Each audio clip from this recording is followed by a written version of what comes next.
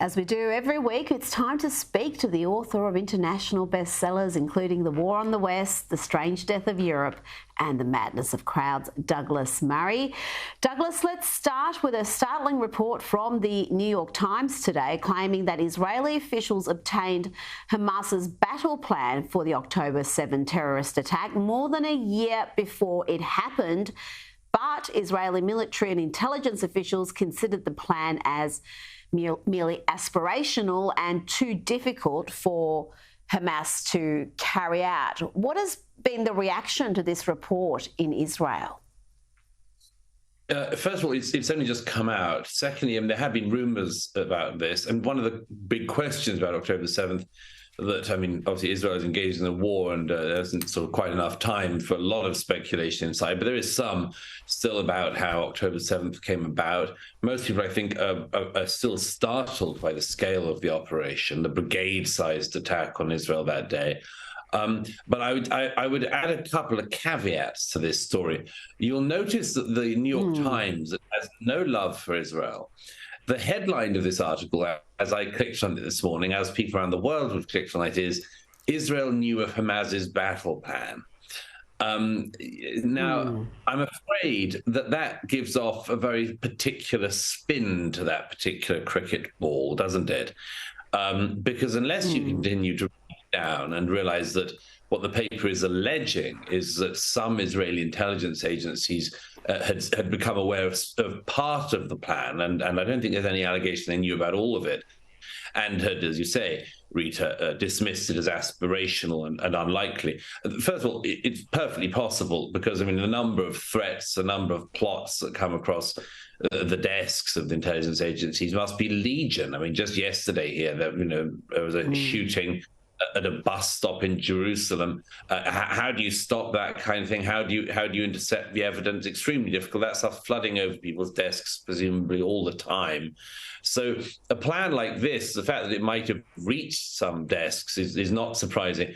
But of course it will be proven to be one of the worst intelligence failures, certainly in 50 years in Israel, if this is the case. But I just think that it's amazing that the New York Times cannot resist on anything, putting a spin on the ball that basically plays into the hand sort of Alex Jones crowd on Israel, effectively. And then sadly, there's no shortage of those people out there.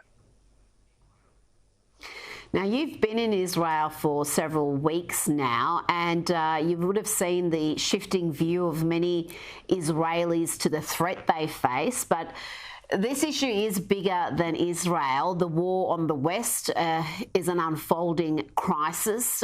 Do you believe that people in the West are now awake to the challenges that we will be facing?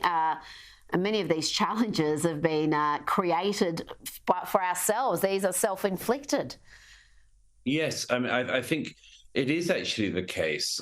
Thinking about a lot in recent weeks, just the disparate events, Rita, that have been going off in different countries. Look at the way in which, for instance, in Ireland, this one migrant started stabbing children the other day.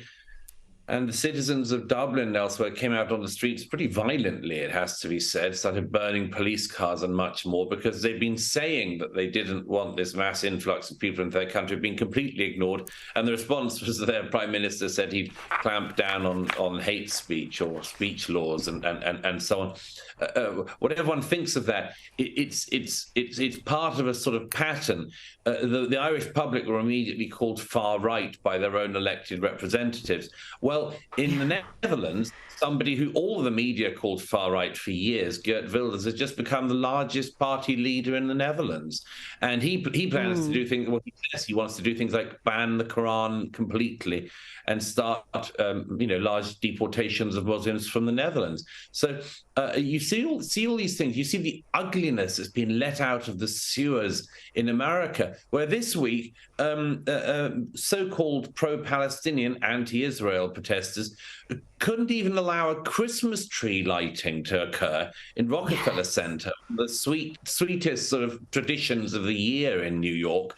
They couldn't even allow that to occur without coming out on the streets with swastikas and anti-Israel bile.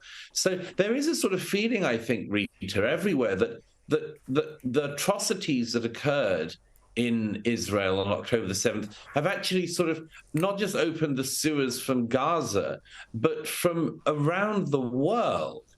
And, this is going to be a challenge for everybody. Now, we did see last week the triumph of the so-called Argentinian Trump, Javier Milei, and you mentioned the Dutch Trump, Geert Wilders. What do you make of the rise of the right, particularly in Europe, where we've seen a number of countries, including some unexpected ones like Sweden and Finland, shifting to the centre-right? We've seen Italy and certainly countries like Hungary have long had that tradition. Do you see a pattern here? Is this a reaction to some of the policies the EU has enforced?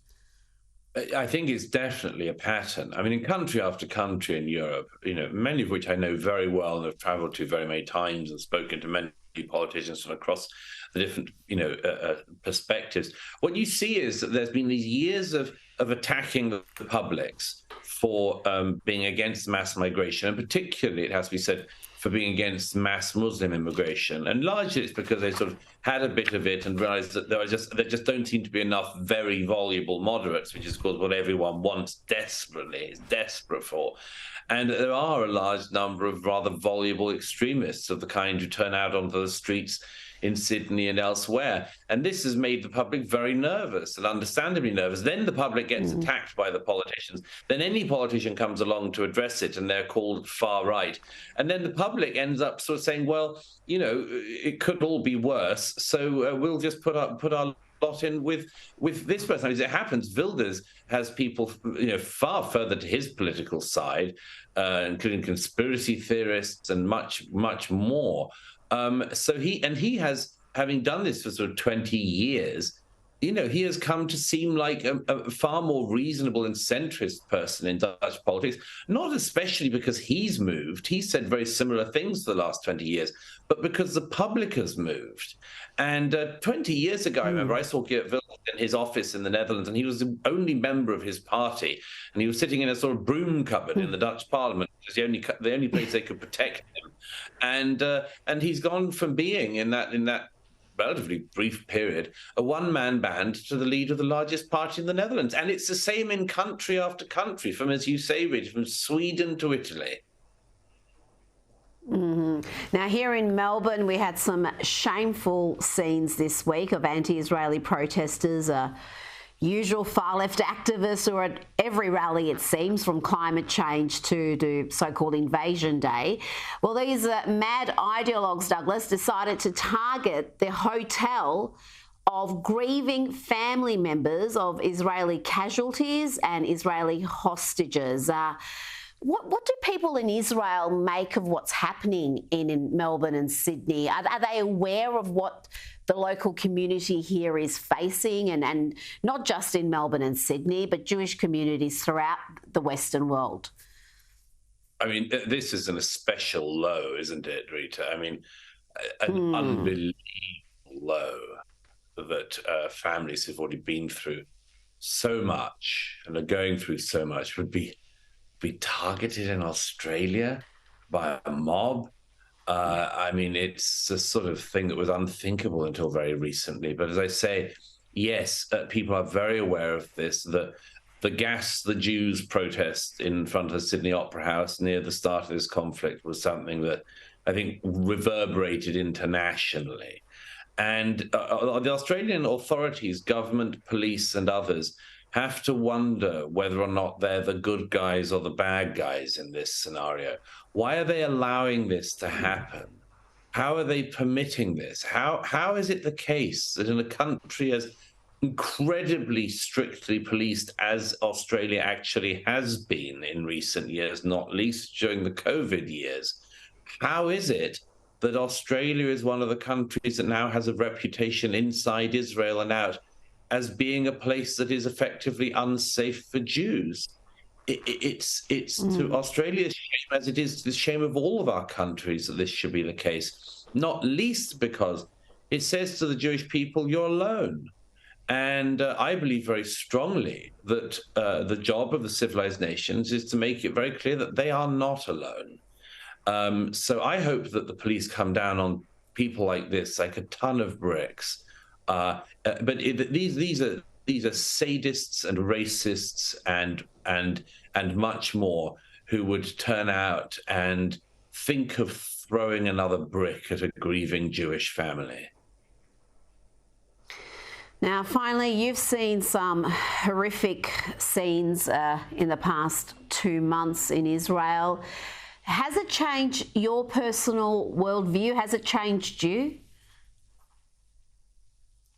I don't think it's changed. Everything changes you if it's significant. So you can never really tell. I would say this: that there is one very clear thing I feel, having seen the Israeli public, soldiers and others really cohere. It's not an easy country to cohere. Everybody's got an opinion. Everyone's got 10 opinions. But one thing I have been struck by is a very basic thought. You know, the jihadists, the Hamas, Hezbollah, Al-Qaeda, all these sorts of people, they always say, we love death more than you love life. And they always say that's a great advantage of theirs. But the more I've seen of the resilience of the Israeli public and others during this time, even in the face of the most appalling horrors, just randomly the other day, I bumped into a concert being put on for a set of refugees, internally displaced refugees from the north of the country who can't live in their homes because they were bombed out. And they were all singing and dancing and so on. And it suddenly occurred to me, I think the jihadists have it exactly the wrong way around. Israel will win because Israel loves life and not death. And if the jihadists of Hamas and elsewhere want death, then I think the civilized world should do everything they can to help them. But the fact that we in Israel, in the West in general, love life and love life more than our enemies love death is in the end one of the reasons why we're going to win.